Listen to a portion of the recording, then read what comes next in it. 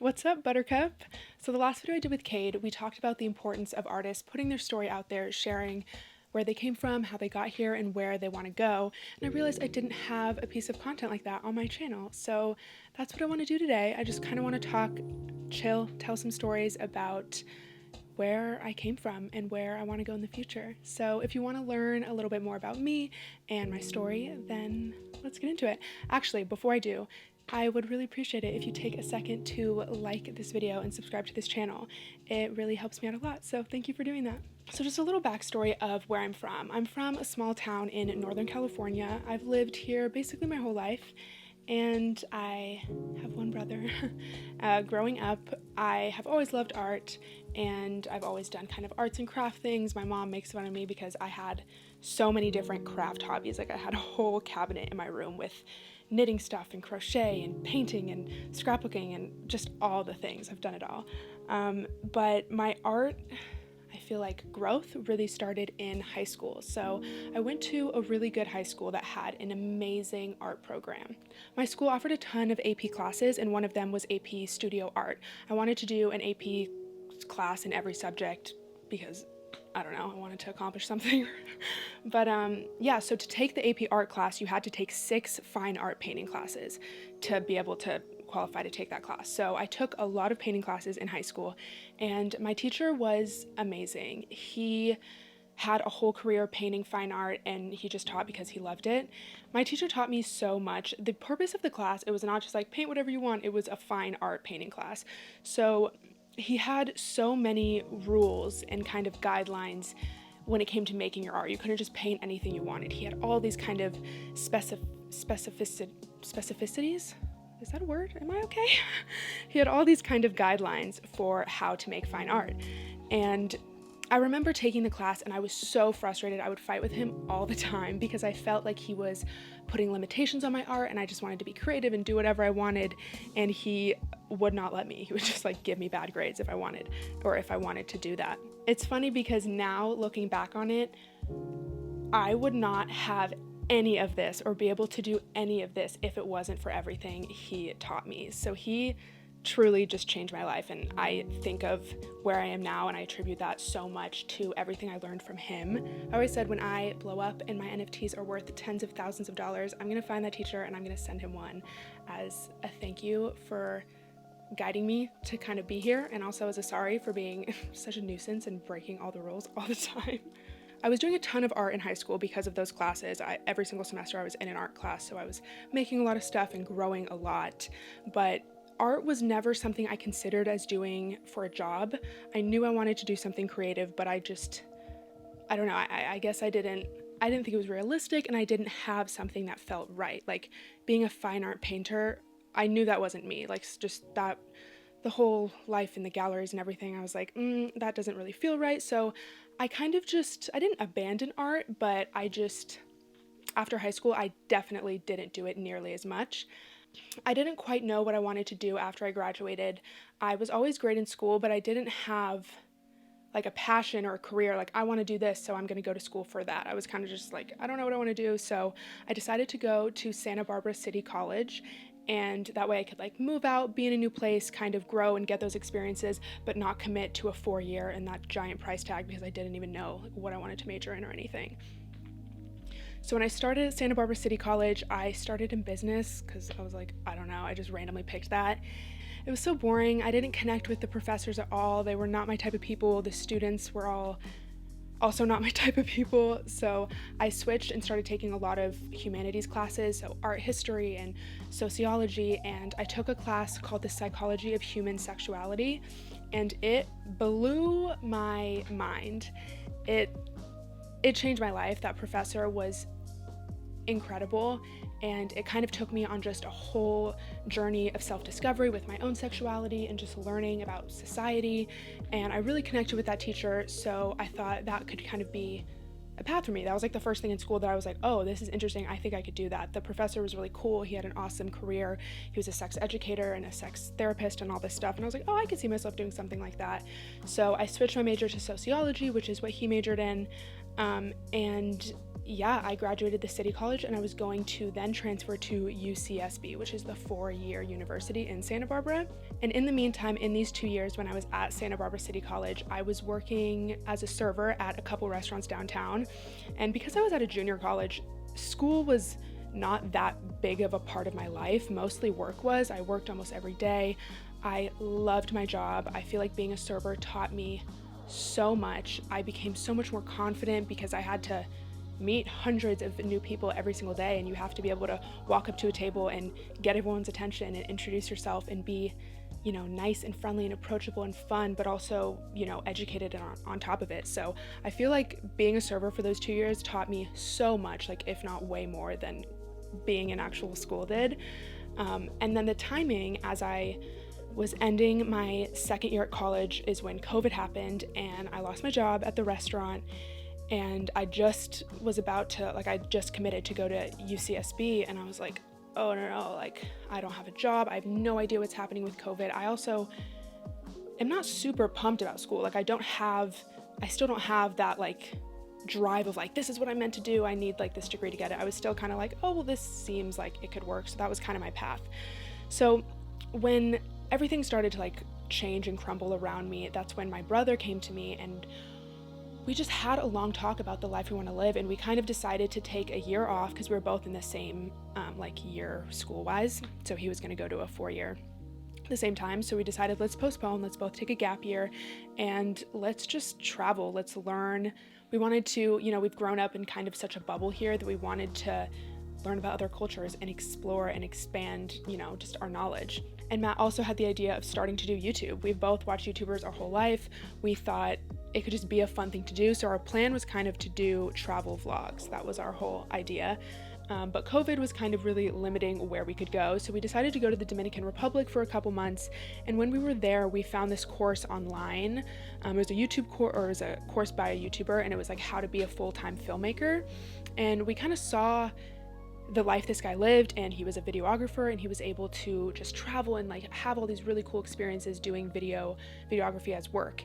And Matt and I were like, wow, we really feel like we could do this. So we got the course and we learned and studied so much when we were traveling in the Dominican Republic, and we were coming back to a basically lockdown. We knew we were going to be locked down for a year. So we were like, okay. And then we found product videography. So product videography, it's doing social media ads for products. So beers, cannabis, coffee, we've done brownies, random things, just random products, and you can film them in a studio in your house. So we were like, oh, this is the perfect thing to do.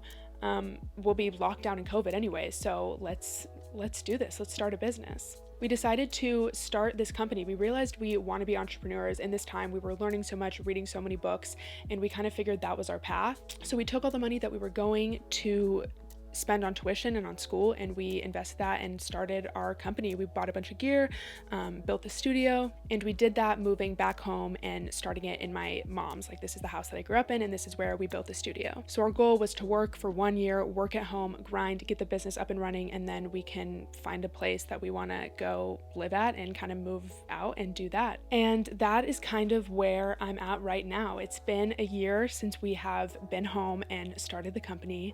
The company started off awesome. Because we took these courses online, we were able to accumulate so much knowledge so quickly because we were learning from pros who have been in the industry for decades. So we were able to get clients pretty much right off the bat, and we were making money and having fun and learning and growing so much. And that's kind of what we've been doing the past year, is just building this business up.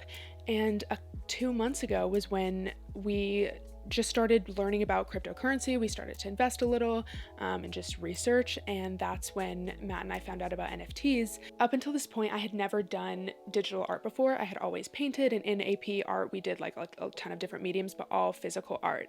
And Matt had an iPad, and he was like, hey, I learned about what these NFT things are. I feel like you could kill it at this. Is this something you'd want to do? And I was like, sure, maybe.